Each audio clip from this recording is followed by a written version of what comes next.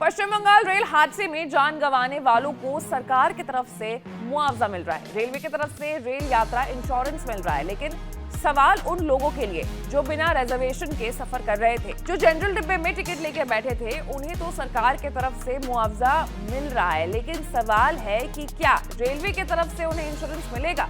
क्या जनरल डिब्बे में टिकट लेकर बैठने वालों को इंश्योरेंस मिलता है? आज चर्चा इसी मुद्दे पर करेंगे। नमस्कार, मैं हूं आशीष सिंह आनंद और आप देख रहे हैं एबीपी लाइव। तो सबसे पहले खबर क्या है वो जान लेते हैं। देखिए, रेलवे या प्लेन में सफर करने के लिए आप जब टिकट ले रहे होते हैं, यात्री के पास यात्रा बीमा लेने या न लेने का ऑप्शन होता है। बीमा रेलवे में 35 पैसे का होता है और यदि आप हवाई यात्रा कर रहे हैं तो ये बीमा 100 से 200 रुपए तक बढ़ सकता है। इसे अवेल करने पर आपकी यात्रा सुरक्षित हो जाती है। सुरक्षित यात्रा यानी कि यात्रा के दौरान अगर आपके साथ कुछ भी होता है वो इसी बीमा में कवर हो जाता है, जैसे सामान का खो जाना, जान माल की क्षति भी इसमें आती है। अगर टिकट बुक करते समय आप ये ट्रैवल इंश्योरेंस लेते हैं तो हादसे में जान गंवाने के बाद आपके परिजनों को इंश्योरेंस कंपनी की तरफ से 10 लाख रुपए का मुआवजा मिलता है। दरअसल इस पर आईआरसीटीसी की वेबसाइट बताती है कि ट्रेन दुर्घटना को धारा 123, 124 और 124A के तहत इस ट्रैवल इंश्योरेंस को रखा गया है और रेलवे अधिनियम 1989 के अनुसार इसकी एलिजिबिलिटी डिटरमाइन की गई है। लेकिन हमारा सवाल यहाँ ये है कि जनरल के डिब्बे में जो लोग होते हैं, जो लोग खिड़की से टिकट खरीदते हैं, उनके पास तो ये ट्रैवल इंश्योरेंस लेने का मौका ही नहीं होता, तो क्या उन्हें रेलवे ट्रैवल इंश्योरेंस देता है या नहीं?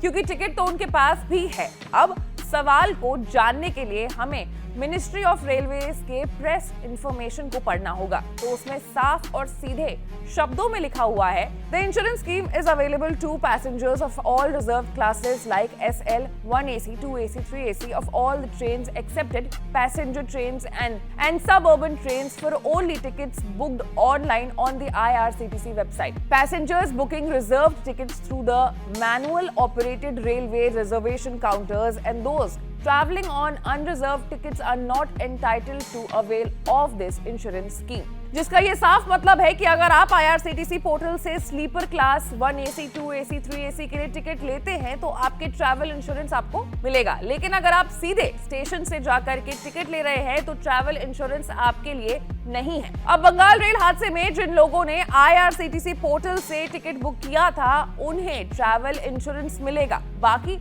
लोगों को सिर्फ सरकार की तरफ से जो मुआवजा दिया गया है सिर्फ और सिर्फ वही मिलेगा। लेकिन अब ट्रैवल इंश्योरेंस पाने के लिए भी जरूरी शर्तें क्या है जिन्हें पूरा करने वालों को ही ये इंश्योरेंस मिलेगा, वो भी जान लेते हैं। पहली शर्त तो ये है कि आपकी टिकट IRCTC पोर्टल से ही बुक होनी चाहिए और दूसरी ये कि ट्रैवल इंश्योरेंस की ये सुविधा केवल CNF यानी कंफर्म्ड या फिर RAC यानी कि रिजर्वेशन अगेंस्ट कैंसिलेशन के लिए ही अवेलेबल है। एक सवाल यहाँ और है कि ट्रैवल इंश्योरेंस कब, किसे और कितना मिलता है? तो मिनिस्ट्री ऑफ रेलवेज के अनुसार in case of death 10 lakh, in permanent total disability 10 lakh, permanent partial disability 7.5 lakhs, hospitalisation expense for injury 2 lakhs, transportation of mortal remains 10,000 यानी परिजनों को पैसेंजर की मौत होने पर 10 लाख रुपए का मुआवजा मिलता है। फिर पूरी तरीके से दिव्यांग हो जाने पर पैसेंजर को फिर से 10 लाख रुपए का मुआवजा मिलता है, जबकि पार्टली या परमानेंटली डिसेबल होने पर पैसेंजर को 7.5 लाख रुपए का मुआवजा मिलता है। वहीं अब अगर रेलवे हादसे में घायल होते हैं आप या फिर आपको हॉस्पिटल के खर्चे देने हैं तो फिर उसके लिए पैसेंजर को सिर्फ 2 लाख रुपए का मुआवजा मिलता है। अब सवाल यहाँ ये है कि इंश्योरेंस कैसे मिलता है और देता कौन है? तो मिनिस्ट्री ऑफ रेलवे के अनुसार मिनिस्ट्री की अग्रीमेंट 3 इंश्योरेंस कंपनीज हैं, जो कि है Shri Ram general insurance company limited, ICICI Lombard general insurance company limited और रॉयल सुंदरम जनरल इंश्योरेंस को लिमिटेड।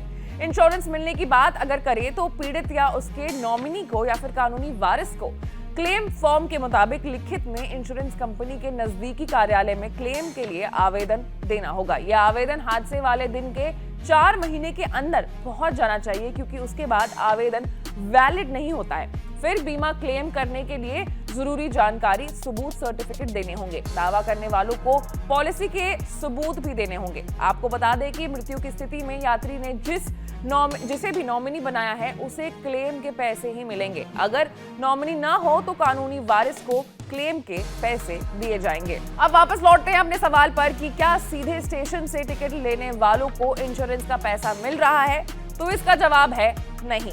रेलवे की तरफ से बीमा का कोई पैसा उन्हें नहीं मिलेगा, यानी कि ऐसे में किसी हादसे की स्थिति में बिना रिजर्वेशन वाले पीड़ित यात्री सिर्फ सरकार की तरफ से दिए जाने वाले मुआवजे के हकदार ही होंगे। ऐसी तमाम बड़े खबरों से अपडेटेड रहने के लिए आपको एबीपी लाइव को लाइक, सब्सक्राइब और शेयर करना होगा। मैं थी आपके साथ आशीष सिंह आनंद।